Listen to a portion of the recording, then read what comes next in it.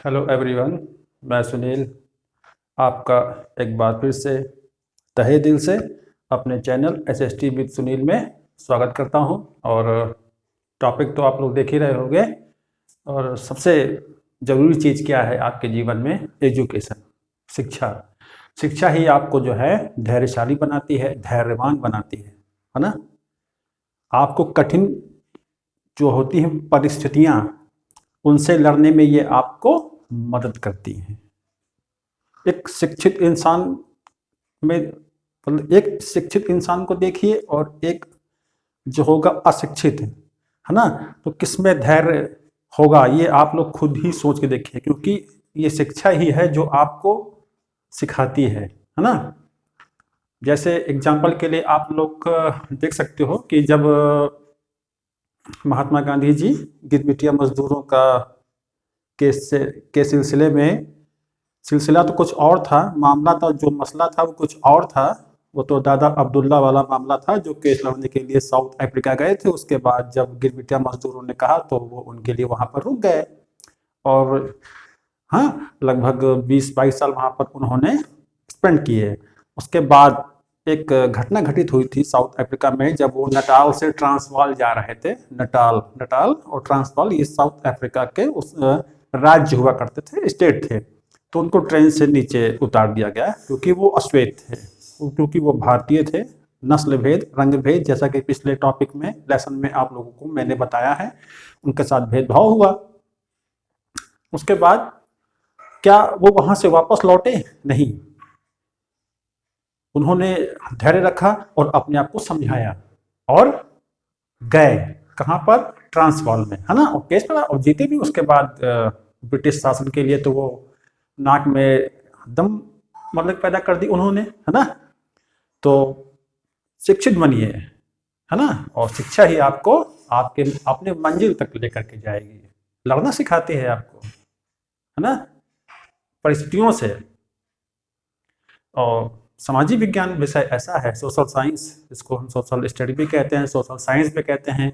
ये आपको सोचने वाला प्राणी बनाता है, थिंकिंग क्रिएचर बनाता है। ये आपको सोचने वाला प्राणी, जितना सोचने वाला ये प्राणी ये विषय आपको बनाता है, शायद ही कोई हो, है ना। तो सोशल साइंस में ये जो चैप्टर शुरू हो रहा है ये आज का, वो कौन सा है? पॉपुलर स्ट्रगल्स एंड मूवमेंट्स, जन संघर्ष और आंदोलन। जन संघर्ष और आंदोलन जो मूवमेंट हुए हैं, है ना, उनके ऊपर ये बात होगी। मतलब कौन कौन से मुद्दे इसमें आएंगे, हम उन मुद्दों को लेकर के चलेंगे। और मैंने ये नोट कर रखा है, विश्वास मानिए पूरे लेसन का एक निचोड़ होता है, आप लोग उसको जरूर नोट करें, है ना। और 2-3 बार इसको पढ़ लेंगे तो बहुत ज़्यादा है नहीं, मेरे ख्याल से, जहाँ तक मेरा मानना है बहुत तो नहीं है। तो इसको आप लोग जो है नोट करें और इसको बार बार पढ़ें, इससे आपकी लेसन के बारे में एक सोच डेवलप होगी। और जब तक आपके अंदर सोच डेवलप नहीं होगी, आपका लेसन भी क्लियर नहीं होगा, है ना। आपको लगेगा कि क्या फालतू का हम पढ़ रहे हैं, ना। तो 2-3 बार इसको पढ़ेंगे, उसके बाद लेसन ये वाला जो टॉपिक मैं पढ़ाता हूँ उस लेसन को जरूर पढ़ें 1 से 2 बार, तो आपका लेसन आसान हो जाएगा। फिर क्वेश्चन चाहे जैसे ही बन के आए घुमा फिरा करके, वो आप फिर आंसर राइटिंग आराम से कर ले जाओगे, है ना। तो लेकिन भाई समझना है आपको क्या लगता है कि इसमें फैक्ट नहीं है? सर इसमें तो कोई फैक्ट नहीं दिखता, मैं क्या इसमें नोट करूं? जो स्टूडेंट मेरे 10th के हैं उनके लिए तो फिर ठीक ही है, क्योंकि उनको आंसर लिखना है, उनको याद करना है। और जो बड़े बच्चे हैं, जो कंपटीशन लेवल के हैं, जो तैयारी भी कर रहे हैं, उन लोगों के लिए तो ये है ही है। ये उनको सोचने का मौका दे, मतलब कि सोचने का मौका दे रहा है कि जन संघर्ष ये आखिर में होता क्या है, ये प्रेशर ग्रुप क्या होता है, ये मूवमेंट क्या होते हैं। उसके बाद आप जब इन चीजों को जान जाएंगे तो आप सही ढंग से जान पाओगे कि गांधी जी के द्वारा चलाया गया ये असहयोग, सविनय, भारत छोड़ो, quit India movement, civil disobedience movement, ये एक्चुअल में है क्या। तो ये आपको सिखा रहा है, बेसिक लेवल है ना। तो भागना नहीं है, इसको समझना है आपको, है ना। तो आइए अपने टॉपिक पर हम लोग मतलब पहुंचते हैं और देखते हैं कौन कौन से मुद्दे हैं। पॉपुलर स्ट्रगल्स एंड मूवमेंट्स, है ना। दबाव समूह आंदोलन ये क्या है? ये अपनी मांगों को उठाने का, अपनी मांगों को पूरी करवाने का एक माध्यम है। दबाव समूह जिसको कहते हैं प्रेशर ग्रुप, है ना।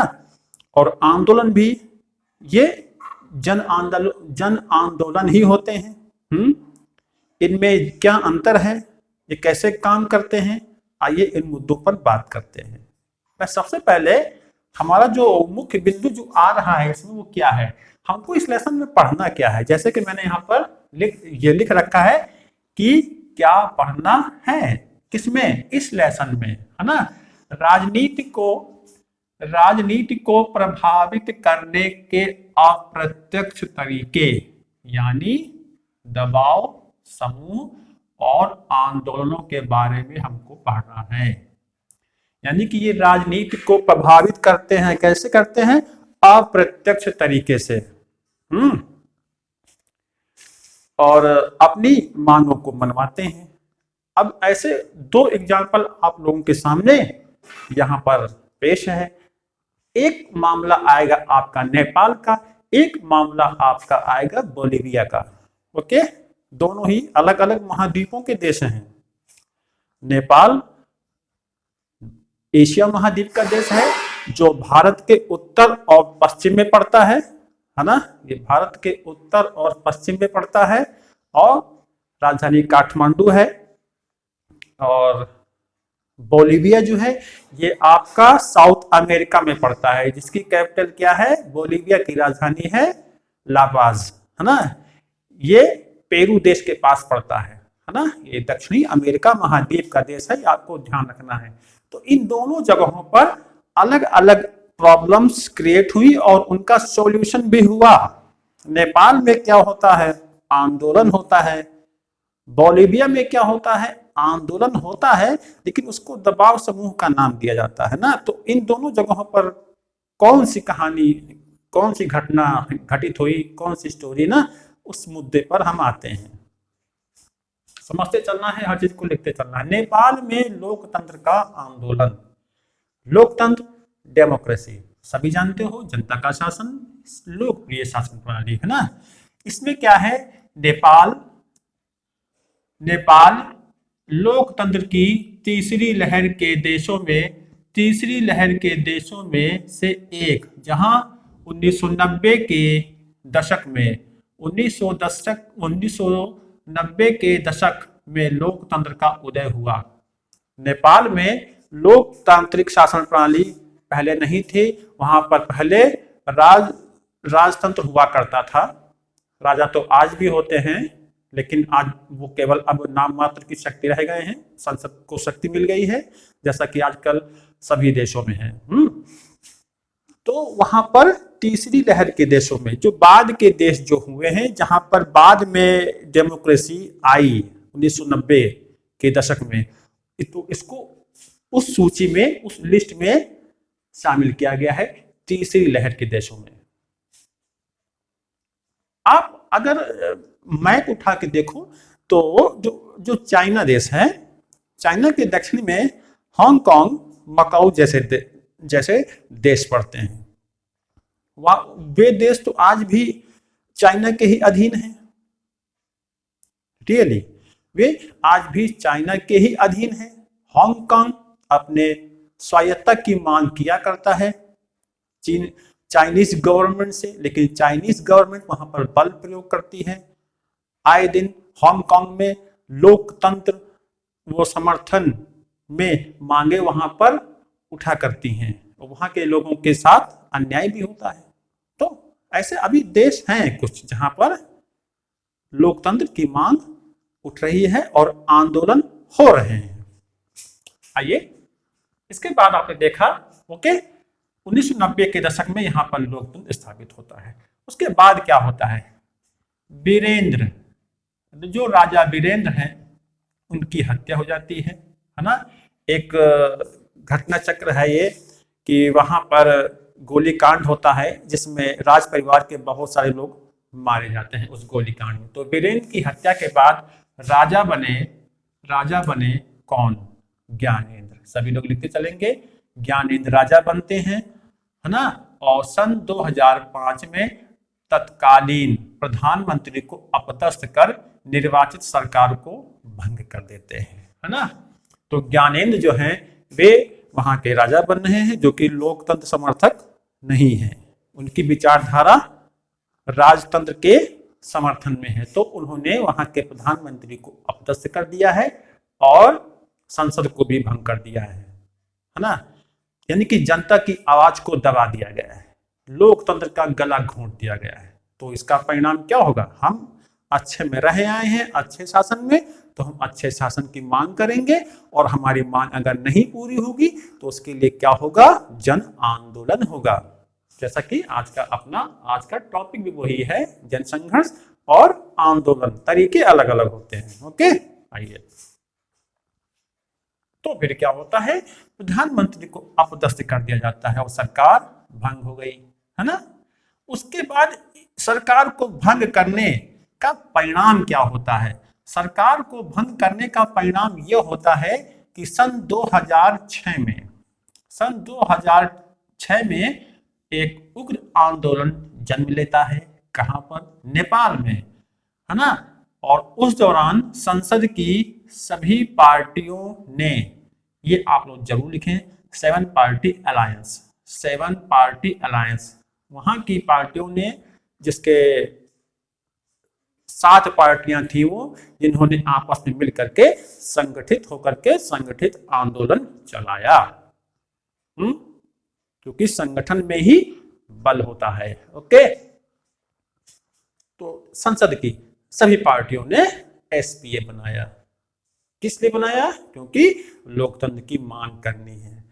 अब मांग क्या थी उन लोगों की 7 पार्टी अलायंस की? इस पार्टी में अभी और भी लोग जुड़ेंगे, इससे माओवादी गुट भी जुड़ जाएगा, है ना, जो कि नेपाल के एक बड़े हिस्से पर वो अपना अधिकार जमाए रखे है ना। कम्युनिस्ट पार्टी को सपोर्ट करता है आगे। ओके, तो देखिए मांग क्या उठती है?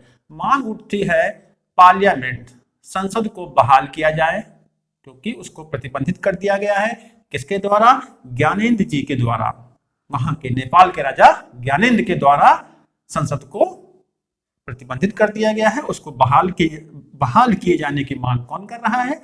आपका एसपीए कर रहा है। और उसके बाद क्या होता है? सर्वदलीय सरकार बने, सभी दलों को मिला करके सरकार बने, है ना, जनता के द्वारा जो चुनी गई हो, है ना। तो सही है, मांग तो इनकी जायज है, किसी भी प्रकार की मांग की गलत नहीं है। और नई संविधान सभा का गठन हो, तो इन 3 मांगों को आपको लिख लेना है। किस आधार पर 7 पार्टी ये आंदोलन कर रही है? संसद को बहाल किया जाए, सरकार बने, नई संविधान सभा का गठन हो। मुझे ये जब लाइन में आपको बता रहा हूं ना, तो मुझे फ्रांस की क्रांति भी याद आ रही है, क्योंकि उन लोगों ने भी जब वो टेनिस कोर्ट में चले गए थे तो नए संविधान की मांग की थी, राइट। तो जाहिर सी बात है, फ्रांसीसी क्रांति ने इनको कहीं ना कहीं मोटिवेट कर रखा है। ओके, तो इतिहास जरूर पढ़िए, हिस्ट्री सिखाती है, अतीत से जुड़ के चलना है, वर्तमान को अतीत से जोड़ना है ना, और अतीत को वर्तमान से जोड़ना है। तब जाकर के आप एक अच्छे जानकार, एक अच्छे नागरिक, एक अच्छे स्टूडेंट मेरी निगाह में बनोगे। Okay, let's come. उसके बाद ये 3 मांगे आप लोग को लिख लेनी है। स्टूडेंट्स इसको जरूर लिख लें, एग्जाम में आता है तो लिखेंगे ना। उसके बाद इसके सकारात्मक परिणाम क्या निकलते हैं? आंदोलन शुरू हो गया है किसके द्वारा? 7 पार्टी अलायंस के द्वारा, जिसमें और भी दल शामिल होंगे, अभी हम बात करेंगे उस पर, लेकिन अभी ये छोटी सी स्टोरी है ना। 3 मांगे होती है, क्या सकारात्मक परिणाम क्या निकलता है? सकारात्मक परिणाम ये निकलता है कि 24 अप्रैल 2006 है ना, 24 अप्रैल 2006 को राजा मांगों को मानने के लिए बाध्य हो जाता है। मांगे क्या हैं? संसद को बहाल करो, नई संविधान सभा का गठन हो, सर्वदलीय सरकार बने, यही मांगे हैं नेपालियों की। और 2006 में राजा मानने के लिए बाध्य होता है। उसके बाद आपको ये जरूर लिख लेना है, गिरिजा प्रसाद कोइराला को अंतरिम सरकार, मतलब कि आंदोलन के तत्काल बाद जो वो आनन फानन में जो सरकार बनती है, मतलब कि सिस्टम को बिगाड़ने ना दिया जाए, सिस्टम को जल्दी से उसको मतलब कि हैंडल करना, राइट, हैंडल करना। ओके, तो बाध्य होते हैं कौन? ज्ञानेंद्र बाध्य होते हैं इन मांगों को पूरा करने के लिए। ओके, उसके बाद गिरिजा प्रसाद कोइराला प्रधानमंत्री चुने जाते हैं और चुन गए हैं। इसके बाद संघर्ष को लोकतंत्र के लिए दूसरा आंदोलन कहा गया। ये आप लोग जरूर लिखेंगे, इंपॉर्टेंट चीज है। इस संघर्ष को किसके खिलाफ? ज्ञानेंद्र के खिलाफ जो संघर्ष हुआ वहां पर, उस संघर्ष को क्या कहा गया? लोकतंत्र के लिए दूसरा आंदोलन। लोकतंत्र के लिए दूसरा आंदोलन। वहां पर लोकतंत्र पहले था, पहले राजतंत्र था, मांग उठी, है ना, तो लोकतंत्र की स्थापना हुई। उसके बाद राजा मारे जाते हैं, फिर एक जिद्दी राजा बैठता है तो कहता है कि नहीं, आप फिर से राजतंत्र लेकर के आएंगे, तो फिर से लड़ाई हुई। तो ये दूसरी लोकतंत्र की लड़ाई थी। ओके, तो इतना समझ में आया आपको कि इस आंदोलन में क्या हो रहा है? राजतंत्र के खिलाफ लड़ाई, आंदोलन हो रहा है और लोकतंत्र की मांग हो रही है, आंदोलन हो रहा है। Popular struggles and movements. Okay, तो ये हो रहा है। तो ये स्टोरी आपको समझ में आई, इसको जरूर लिखेंगे। उसके बाद है एक बोलीविया का जल युद्ध, बोलीविया का जल विवाद, वाटर क्राइसिस ना ये कह सकते हैं। तो बोलीविया दक्षिण अमेरिका का देश है। कैपिटल मैंने एक बार बता दिया है, आपको फिर से कमेंट बॉक्स में बताना है क्या हुआ था, क्या हुआ था, कहां पर? बोलीविया में। ऐसे करके अगर आप लिखते हो तो आपके अंदर एक ना एक एक्साइटमेंट पैदा होता है लेसन को लेकर के। तो मैंने इसलिए कहीं लिख दिया है क्या पढ़ना है, क्या हुआ था ना। तो बोलीविया में क्या हुआ था? पानी के निजीकरण, पानी के निजीकरण के खिलाफ संघर्ष हुआ था। वहां पर मुद्दा था ये, पानी का निजीकरण कर दिया गया था। किसके द्वारा? सरकार के द्वारा, क्योंकि वर्ल्ड बैंक बोलीविया पर प्रेशर कर रही थी, दबाव बना रही थी। किस आधार पर? ऋण लिया था, उसको कैसे अदा किया जाए। तो वर्ल्ड बैंक ने प्रेशर बनाया कि जो पानी है, वाटर सप्लाई है, उसका जो है निजीकरण कर दिया जाए, वो प्राइवेट हाथों में उसको सौंप दिया जाए। तो गवर्नमेंट को झुकना पड़ता है और सरकार यहाँ पर गलती करती है। तो विश्व बैंक के दबाव में आकर के, ओके, विश्व बैंक के दबाव में आकर सरकार ने कोच बम्बा, ये जरूर लिखिए आप लोग, कोच बम्बा, स्टूडेंट जरूर लिखते रहें, सारा पॉइंट सभी लिखिए आप लोग। कोच बम्बा शहर में, कोच बम्बा शहर है कहाँ का? बोलीविया का। शहर में जलापूर्ति, जो वाटर सप्लाई होती है, का अधिकार एक बहुराष्ट्रीय कंपनी को दे दिया। बहुराष्ट्रीय कंपनी, जिसको कहते हैं मल्टीनेशनल कंपनी। बहुराष्ट्रीय कंपनियां वे होती हैं, क्योंकि नाम से लग रहा है बहुराष्ट्रीय, बहुत से देशों में इनकी शाखाएं फैली होती हैं, है ना। जैसे आप लोगों के देश में बहुत सारी कोल्ड ड्रिंक्स बिकती हैं, है ना, तो उनका मुख्यालय दूसरे देश में है, लेकिन वो पूरे वर्ल्ड में बिक रही है, तो वो मल्टीनेशनल कंपनी है ना। उनका एरिया, वो वाइड एरिया मार्केट होता है उनका। ओके, आइए, तो एक बहुराष्ट्रीय कंपनी को बेच दिया जाता है। कंपनी का नाम जानने की जरूरत नहीं है ना। बहुराष्ट्रीय कंपनी को बेच देते हैं जलापूर्ति का अधिकार प्राइवेट हाथों में।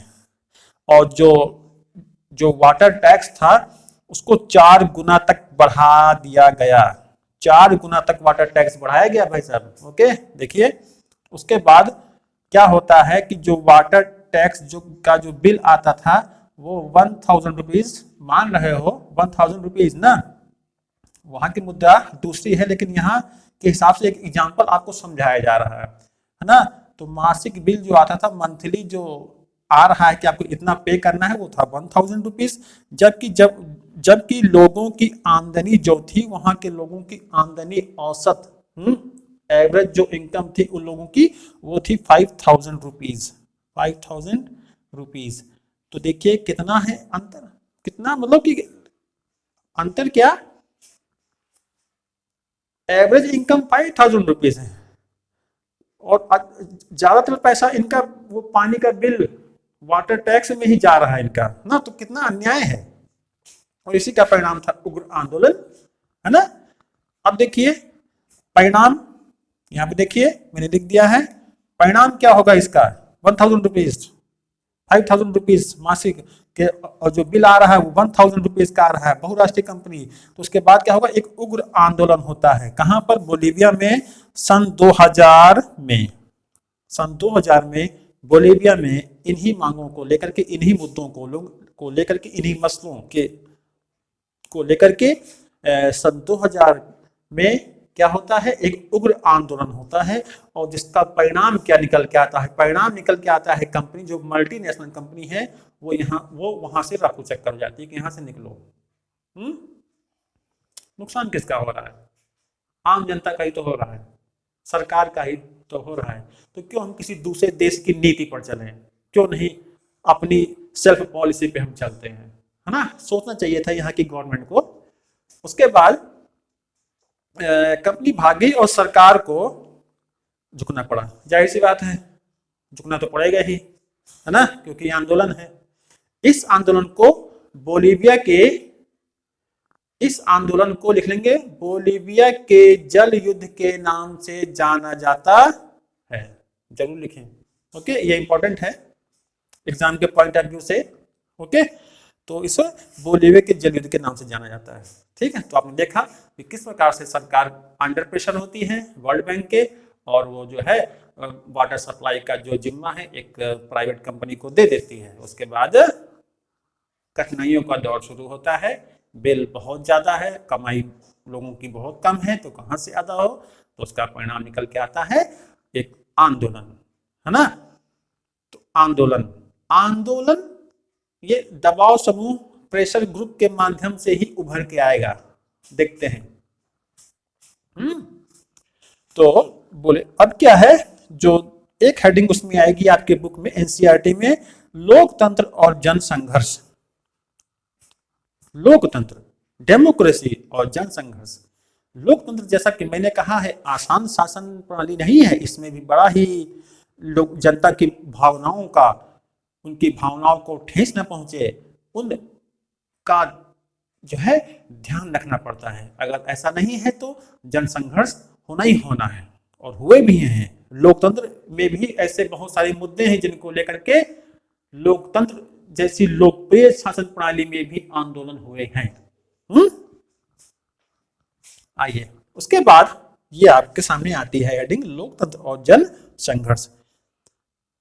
अब इन दोनों स्टोरी को पढ़ने के बाद क्या दिखता है, नेपाल में जो आंदोलन होता है उसका लक्ष्य क्या है, क्या उसका एम क्या है, कि नेपाल में लोकतंत्र स्थापित करना, डेमोक्रेसी को वहां पर स्टेबलाइज करना, स्थापित करना फिर से, जो कि वहां के राजा ने छीन लिया है लोगों के अधिकारों को, संसद को भंग कर दिया है ज्ञानेंद्र ने, है ना। तो नेपाली आंदोलन का लक्ष्य क्या है, लोकतंत्र स्थापित करना। उसके बाद बोलीविया का जनसंघर्ष सरकार की विशेष नीति के खिलाफ है। अंतर है इसमें, डिफरेंस है। नेपाल का आंदोलन एक शासन प्रणाली के खिलाफ हो रहा है, लिखेंगे नेपाल का जो आंदोलन हो रहा है वो एक शासन प्रणाली के खिलाफ हो रहा है, शासन प्रणाली राजतंत्र के खिलाफ हो रहा है ना। और बोलीविया का जो संघर्ष है, जो आंदोलन है, वो सरकार की एक ऐसी पॉलिसी के विरोध में हो रहा है जो जनहित में नहीं है, वो अहित कर रही है ना। तो ध्यान रखना है, नेपाल में लोकतंत्र के लिए लड़ाई हो रही है, बोलीविया में क्या हो रहा है, जो लड़ाई हो रही है वो सरकार की एक गलत नीति, एक रॉन्ग पॉलिसी को लेकर के हो रही है। दोनों में अंतर आपको समझ में आया होगा। ओके, अब इसमें विशेष क्या है, विशेष ये है कि इन दोनों स्टोरीज में और इसमें विशेष क्या है, विशेष ये कि दोनों घटनाओं में राजनीतिक संगठनों की भूमिका रही है। बिना राजनीतिक संगठन के तो संभव ही नहीं। जैसे हमारे देश में ही देख लो ना, राजनीतिक संगठन तो बहुत सारे स्थापित हुए थे आंदोलन के दौरान। फॉर एग्जांपल दैट जैसे इंडियन नेशनल कांग्रेस, है ना, मुस्लिम लीग भी स्थापित हुई थी। तो ऐसे बहुत सारे संगठन स्थापित हुए जो अपनी मांगों को रखेंगे, लड़ाई लड़ेंगे, जनसमूह एकत्र करेंगे और अपनी मांग को जरूर मनवाएंगे, समझौता भी करेंगे। ऐसी बात नहीं है कि एक बार में सब कुछ मिल ही जाए, समझौता भी करना पड़ता है कभी कभी, लंबी प्रक्रिया के तहत सफलता मिलती है। ओके, तो दोनों घटनाओं में, नेपाल वाली में, बोलीविया वाली में, आपको क्या दिख रहा है? राजनीतिक संगठनों ने भूमिका निभाई है। अब नेपाल में वो संगठन कौन सा था? देखिए, 7 पार्टी अलायंस, एसपीए, मैंने यहां पर भी लिख दिया है आप लोगों के सामने, जरूर लिखें। एसपीए राजनीतिक संगठन की भूमिका विशेष होती है, नाम है एसपीए। और जो बोलीविया में लड़ाई लड़ रहा है वो संगठन कौन सा है? वो है पेडेकोर, जरूर लिखें, नंबर 1 2 वाले में जरूर आता है ये सब, है ना। बाकी जीएस की तैयारी करने वालों के लिए भी इंपॉर्टेंट है। 7 पार्टी अलायंस का संबंध किस देश से संबंधित है? जो कि वहां पर लोकतंत्र के लिए लड़ा, जो कि वहां के लोकतंत्र के लिए खड़ा हुआ था, है ना। तो ये हम लोग जरूर लिखें, ये एक डीप नॉलेज है, डेप्थ में जाना है, गहराइयों में उतरना है। सोशल साइंस क्या है? एक कह सकते हैं यूनिवर्स है, जितना पाने की कोशिश करो मिलेगा, है ना। उसके बाद 2 संगठन का नाम है, जरूर लिखें, एक एसपीए, पेडेकोर। एसपीए का संबंध नेपाल से और पेडेकोर का संबंध बोलीविया से, जो अपनी मांगों को रख रहा है, लड़ रहा है, सफलता भी पा रहा है ना। अब आप थोड़ा इधर आएंगे तो इन बिंदुओं का निष्कर्ष क्या निकलता है? निष्कर्ष क्या निकलेगा? लोकतंत्र का जन संघर्ष के जरिए विकास होता है। सही है, लोकतंत्र का विकास देश में धीरे धीरे होता है, लड़ाइयां लड़ी जाती हैं। जैसे एक इंसान होता है, शिशु होता है, फिर बाल्यावस्था, फिर किशोरावस्था, फिर प्रौढ़ावस्था आती है, वैसे ही लोकतंत्र भी होता है, इसका भी डेवलपमेंट होता है, इसका भी विकास होता है। तो नेपाल में लोकतंत्र के लिए जो लड़ाई लड़ी गई, ये लोकतंत्र का विकास ही कहा जाएगा।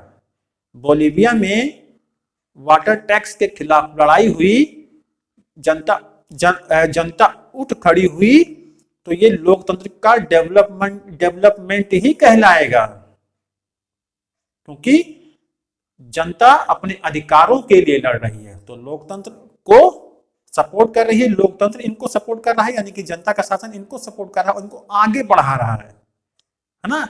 तो ये आंदोलन लोकतंत्र को और युवा बनाते हैं, प्रतिभाशाली बनाते हैं। वही चीज ये कह रहा है ना, लोकतंत्र का जन संघर्ष के जरिए विकास होता है। ये एक जरूरी चीज है, वाजिब सी चीज है। जैसे हमारे देश में किसान आंदोलन हुआ, सभी जानते हो कितना मनमुटाव गवर्नमेंट और किसानों में हुआ। अंत में लोकतंत्र में इन किसानों की विजय हुई, जब वो कृषि कानून को रद्द कर दिया गया। तो क्या है, हमारे देश में पहले लोकतंत्र नहीं था क्या? अब आया? नहीं, ये लोकतंत्र से ही रिलेटेड एक घटना है जिसने लोकतंत्र को और मजबूत करने का कार्य किया है, लोकतंत्र को और लोकप्रियता दिलाई है।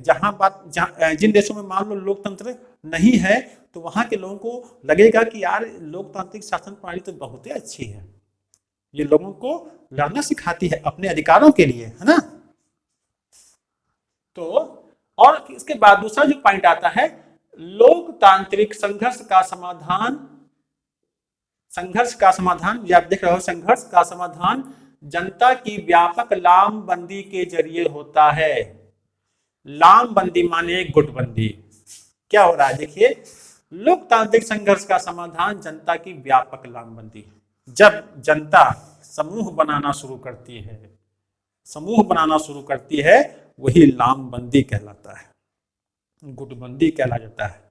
ग्रुप बनते हैं ना, और ग्रुप का बनना बहुत जरूरी है, तभी तो एक दूसरे को सपोर्ट करेंगे। और वे ग्रुप अलग अलग होते हैं, जिनको हम कहेंगे अभी दबाव समूह या प्रेशर ग्रुप, वो सब सारे प्रेशर ग्रुप एक हो जाएंगे और आंदोलन करेंगे ना। लामबंदी और संगठन। नेपाल में लामबंदी का एग्जाम्पल क्या है? नेपाल में लामबंदी का एग्जाम्पल है एसपीए, 7 पार्टी अलायंस। माओवादी भी शामिल हुए थे, मजदूर संगठन भी शामिल हुए, लेबर ऑर्गेनाइजेशन भी शामिल हुए, टीचर्स एंड एडवोकेट, ये सब आपस में सहयोग करते हैं, है ना, और लामबंदी करते हैं। किसके खिलाफ? वहां की राजशाही के खिलाफ। तो ये लामबंदी, और इसी लामबंदी से निकल के आ रहा है क्या? दबाव समूह, प्रेशर ग्रुप। तो ये इनको हम प्रेशर ग्रुप भी कह सकते हैं। ये इंपॉर्टेंट है, आपके क्वेश्चन में एग्जाम में जरूर आ सकता है कि दबाव समूह क्या होते हैं, प्रेशर ग्रुप क्या होते हैं, इनके कार्य क्या हैं, और कुछ प्रेशर ग्रुप के नाम बताइए, एग्जाम्पल दीजिए। तो वो ये आप लोगों को आंसर लिखने में आसानी से आप अपना आंसर लिख सकते हो, है ना, और नॉलेज तो गेन होगा ही होगा।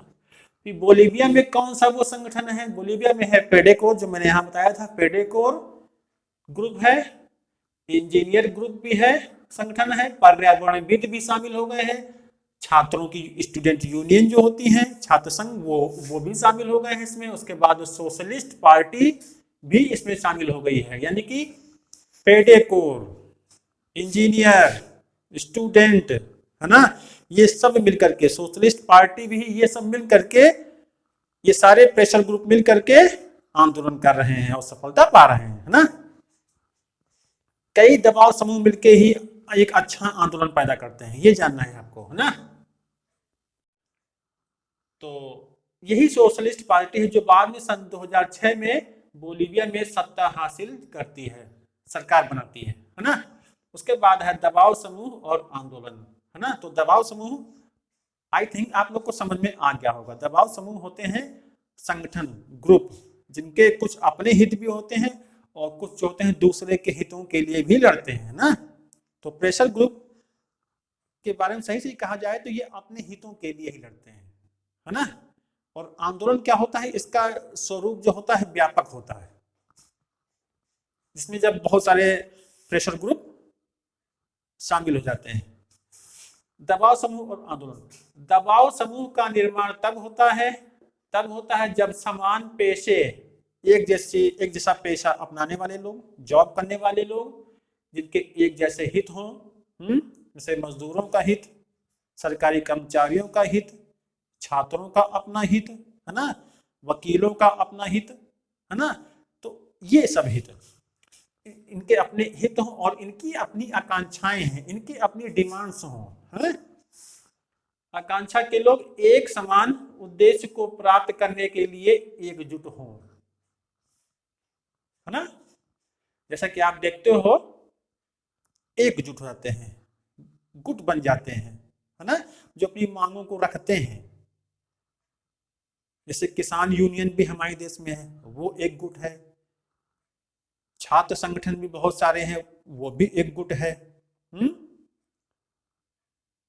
और नारीवादी आंदोलन की मांग को उठाने वाले भी बहुत सारे गुट हैं, है ना, जो नारी के अधिकारों के लिए लड़ते हैं, उनके भी गुट हैं अपने अपने, है ना।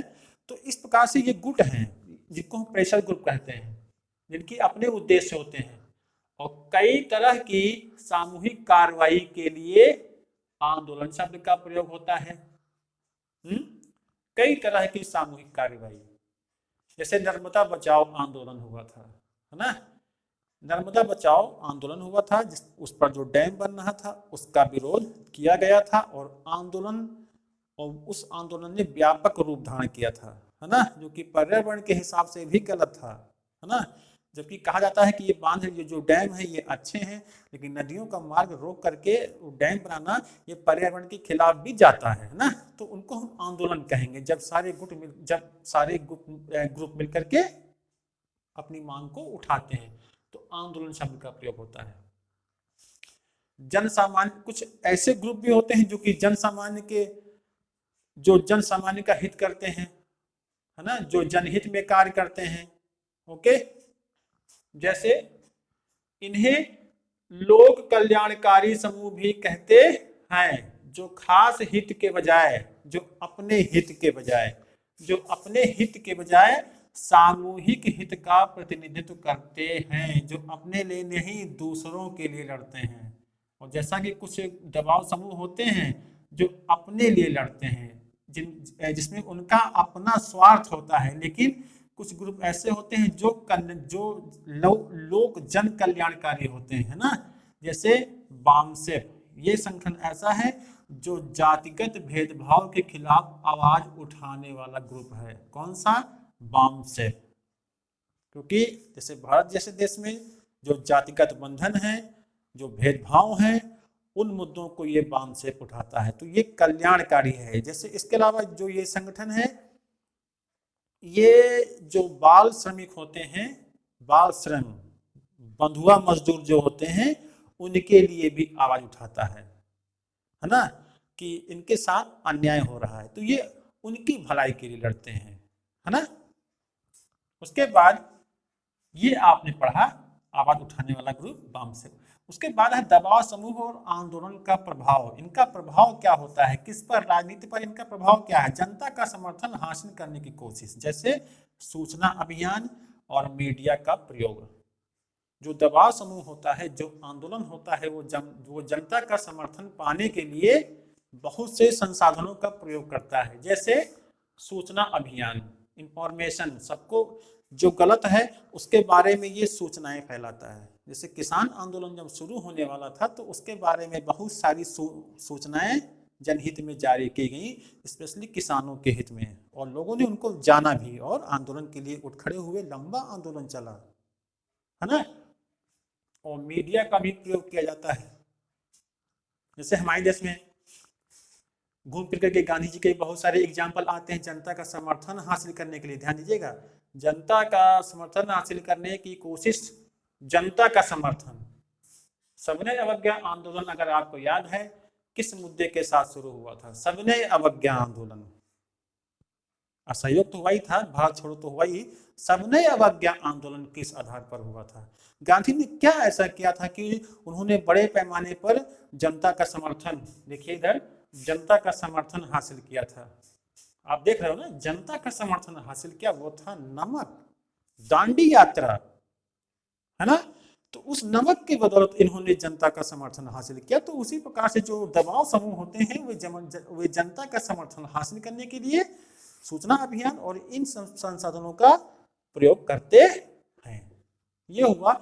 उसके बाद सरकारी कामकाज में बाधा पहुंचाना, जैसे हड़ताल, ये भी एक तरीका होता है राजनीति पर प्रभाव डालने का। जैसे मजदूर संगठन है, किसी फैक्ट्री में काम कर रहे हैं, अपनी मांग कर रहे हैं और मांगे पूरी नहीं हो रही है तो वो प्रोडक्शन बंद कर देते हैं, तालाबंदी कर देते हैं कि जाओ अब काम ही नहीं करेंगे, अब क्या कर लोगे।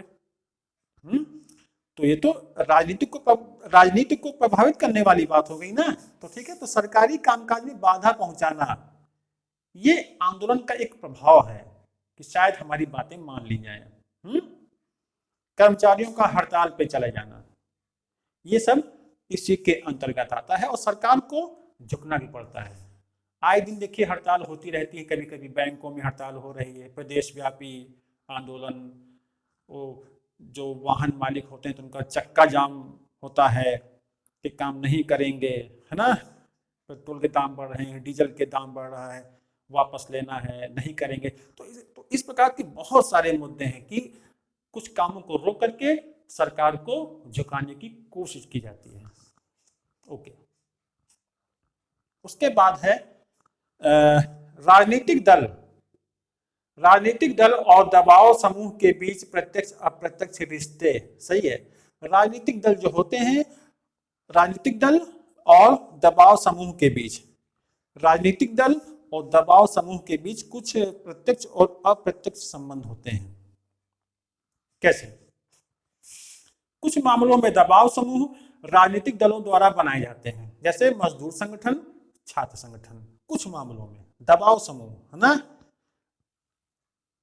अपनी मांगों को मनवाने के लिए, जैसे अपोजिशन वाले हैं, वे लोग क्या करते हैं कि वे मजदूर संगठन बनाते हैं, है ना, और उनकी भावनाओं को उभारते हैं। और ये सरकार के खिलाफ उठ खड़े होते हैं। एक प्रकार से तो ये प्रेशर ग्रुप तैयार किया जाता है। दूसरा है आंदोलन राजनीतिक दल का रूप धारण कर लेते हैं, जैसे असम आंदोलन ने असम गण परिषद का रूप ले लिया। आंदोलन राजनीतिक दल का रूप धारण कर लेते हैं, है ना। जैसे मैं किसी के ऊपर आरोप नहीं लगाता, है ना। जैसे दिल्ली में मूवमेंट हुआ था, जैसे अन्ना हजारे जी का नाम सभी जानते हो ना, एक बेहद ईमानदार मतलब कि छवि वाले, उनका वो आंदोलन किस प्रकार से राजनीतिक मुद्दों में बदल जाता है और गवर्नमेंट भी बन जाती है ना। और हालांकि वो गवर्नमेंट भी एक अच्छा काम कर रही है ना। किसी के पर कोई किसी प्रकार मतलब कि उस पर किसी प्रकार कोई ब्लेम दिखता नहीं है, इतना अच्छा काम किया है। तो कभी कभी क्या होता है कि जो आंदोलन जो कर रहे होते हैं लोग, वो राजनीतिक दल का रूप धारण कर लेते हैं, सभी लोग जानते हैं ना। और जैसे असम आंदोलन ये विदेशियों के खिलाफ हो रहा था, कि जो विदेशी माने जो असम के बाहर के जो स्टेट हैं, अगर वो लोग हमारे स्टेट में आ रहे हैं तो उसके खिलाफ असम आंदोलन चलाया गया वहाँ के युवा लोगों के द्वारा, क्योंकि वो हमारे स्टेट में आते हैं और हमारे स्टेट की नौकरी को ले लेते हैं। हम लोग जो इस स्टेट के रहने वाले हैं, हमको तो रोजगार नहीं मिलेगा, तो इससे अच्छा इनको आने ही मत दो, जो रोजगार है वो हम ही को मिले। इसको लेकर के असम आंदोलन हुआ। बाद में इसी असम आंदोलन ने असम गण परिषद का भी रूप ले लिया, एक राजनीतिक पार्टी के रूप में ये बदल गई, है ना। जैसे इंडियन नेशनल कांग्रेस की स्थापना एक सुरक्षा कवच के रूप में हुई थी, ना कि उसको चुनाव में खड़ा करने के लिए बनाया गया था। लेकिन आप क्या देख रहे हो बाद में, कि यही इंडियन नेशनल कांग्रेस एक राजनीतिक पार्टी के रूप में चेंज हो गई है। एक सुरक्षा कवच था वो, बाद में वो एक राजनीतिक पार्टी बन जाती है, जो कि वर्तमान में भी चल रही है ना। तो ऐसे बहुत सारे एग्जाम्पल आपके सामने आएंगे, है ना। तो ये गलत। अधिकांशतः दबाव समूह आंदोलन राजनीतिक दलों से प्रत्यक्ष संबंध नहीं रखते हैं। जो दबाव समूह हैं, जो आंदोलन वो कर रहे हैं, वो सीधे तौर पर सरकार से रिलेटेड नहीं होते हैं, सीधे तौर पर संबंधित नहीं होते। यहाँ प्रत्यक्ष और अप्रत्यक्ष की बात हो रही है। अप्रत्यक्ष माने नहीं मिले होते हैं, है ना। प्रत्यक्ष माने होता है कभी कभी क्या होता है कि राजनीतिक दल ही बनाते हैं ये दबाव समूह, है ना।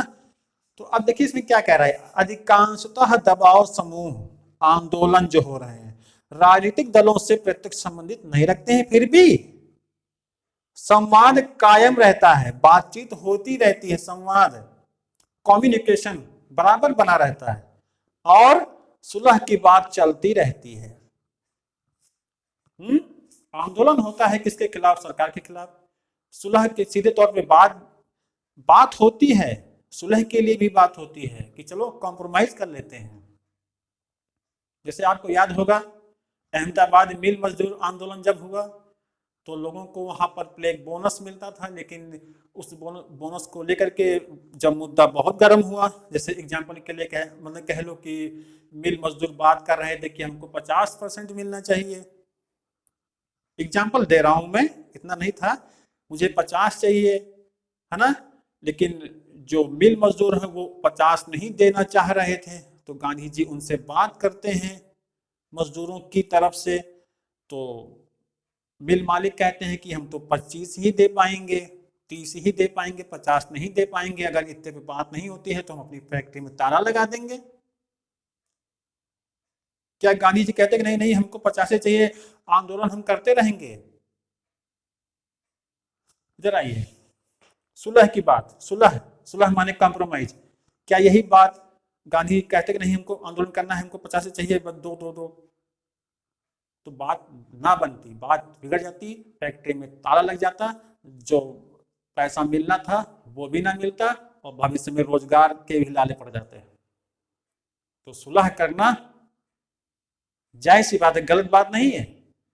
पहले मिले तो उस स्तर पर हम पहुंचे तो फिर 50 भी ले लेंगे, ऐसी क्या बात है ना।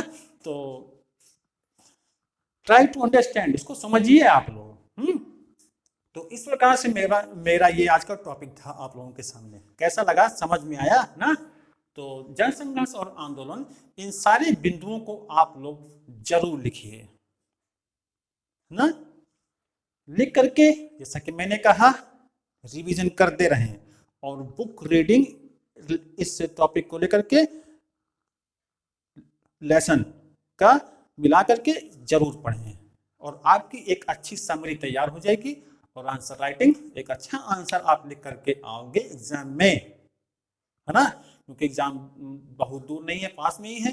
और बाकी जो जीएस के स्टूडेंट हैं जो कि जीएस अपना अच्छा कर रहे हैं वे लोग भी ये सब जरूर नोट आउट करें, इससे उनका नॉलेज बढ़ेगा, एक समझ डेवलप होगी। मैं बार बार कहता हूं आप लोगों को कि समझ डेवलप करिए, सोच याद ना करिए कि एसपीए पार्टी कहाँ की थी, एसपीए पार्टी कहाँ की थी, पेडे कोर कहाँ की थी, पेडे कोर कहाँ की थी, बस याद कर लिया, रट लिया, भूल जाओगे, सीधी सी बात है, भूल जाओगे।